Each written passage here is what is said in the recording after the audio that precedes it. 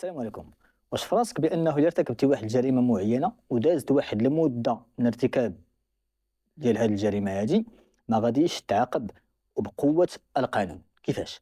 عندنا مجموعه من الفصول من قانون المسطره الجنائيه كتقول لك بانه الا ارتكبتي واحد الجريمه سواء كانت جنايه او جنحه او مخالفه ودازت عليها واحد المده معينه، ما عند القانون او النيابه العامه ما عندهاش باقي الحق انها تتابعك. هذه الماده هذه او هذا الفصل هذا هو الفصل 5 من قانون المسطرة الجنائية.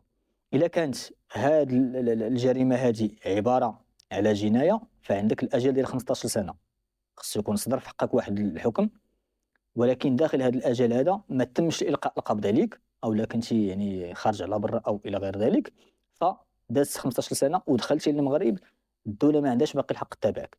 هادشي بالنسبة للجنايات. أما بالنسبة للجنحة عندك الأجل ديال 4 سنوات، وبالنسبة للمخالفة عندك الأجل ديال سنة واحدة. دونك إذا ارتكبت الجريمة سواء كانت جناية جنحة مخالفة داخل هذا الأجل هذا ما تمش إلقاء القبض عليك أو السجن ديالك، فيعني القانون أو النيابة العامة ما عندوش باقي الحق أنه يتابعك بقوة القانون.